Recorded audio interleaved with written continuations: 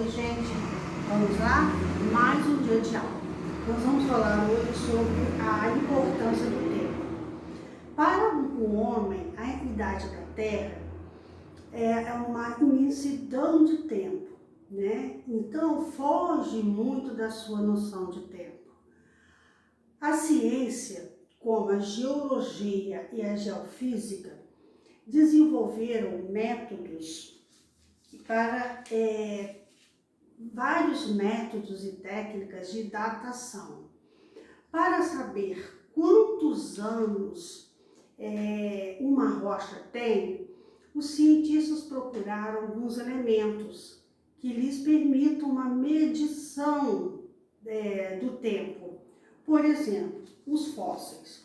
Os fósseis, através dos fósseis, há condições de saber a datação daquele ser vivo, né, que deixou de existir, por exemplo, os dinossauros.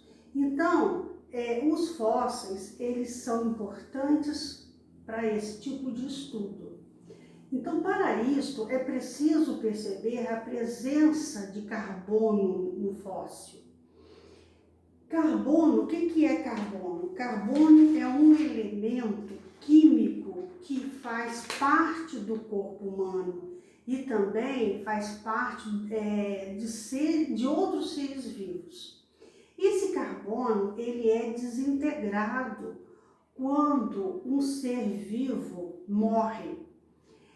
Existe outro tipo de carbono, carbono 14. Esse carbono 14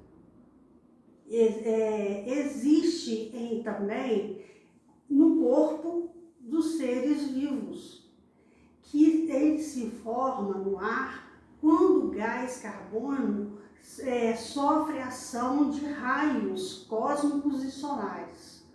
Quando os cientistas encontram um elemento, um objeto, eles podem verificar quanto da matéria desse objeto se irradiou, medindo esse tempo em anos, porque o carbono 14, ele irradia energia. Então, através dessa irradiação do objeto, então os cientistas chegam a medir o tempo em anos. Então, quando morremos, o carbono 14, ele começa a desaparecer lentamente, emitindo energia, o que permite ao cientista saber quanto tempo existe desse carbono no ser que já morreu. Então, eles não sabem a quantidade de carbono 14 que já irradiou, ou seja, já emitiu essa energia, mas o que ficou retido ainda no elemento dá para o cientista saber. Então, daí ele faz o seu estudo. Os geólogos estão sempre pesquisando novas formas de datar rochas e fósseis. Sabe-se que hoje há métodos mais precisos de datação de rochas. Eles usam o quê? Tecnologia nuclear. E com esses métodos, a idade das rochas será o quê? Considerada a mesma do mineral que liberou a radioatividade presente nela. E com isso eles conseguem chegar o tempo de determinado objeto. Aí existem eras geológicas. Essas eras geológicas são as seguintes. Aqui no quadro está o desenho dessas eras, né?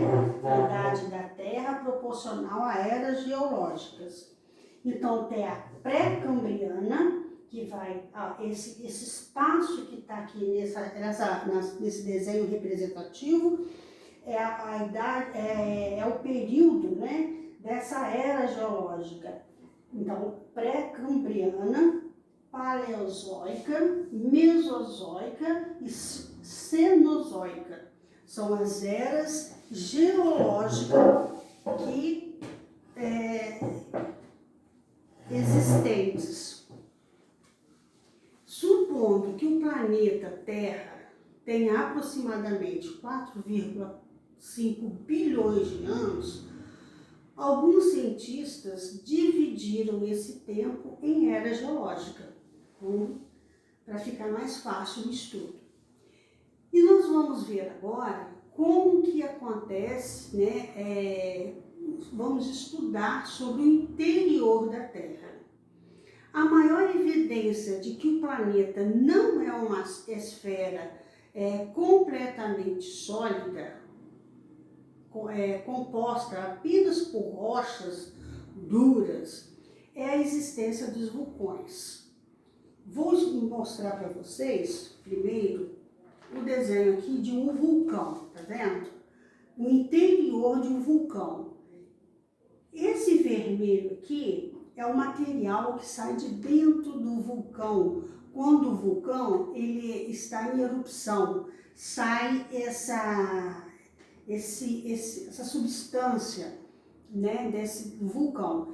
Isso é chamado de lava, conhecida também como magma.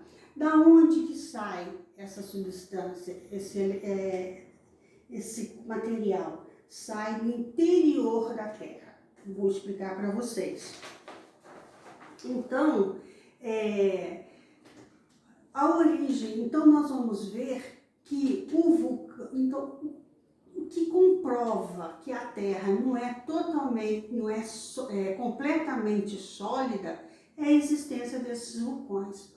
Os vulcões, quando entram em erupção, eles lançam lavas, como eu já expliquei para vocês, esse representado por essa cor vermelha. Então, eles lançam lava, que também é conhecida como magma, na superfície terrestre. Depois de algumas semanas, essa lava que sai lá do interior da Terra,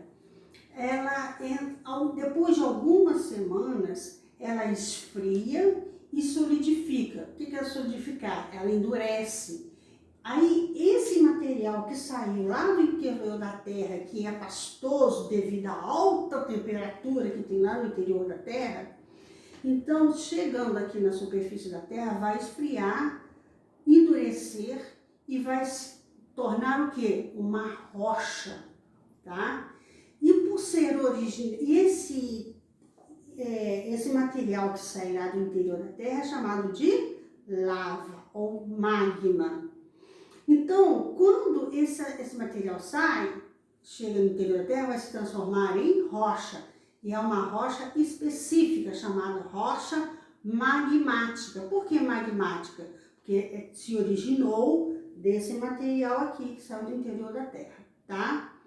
Então, nós vamos ver agora a origem do carvão mineral.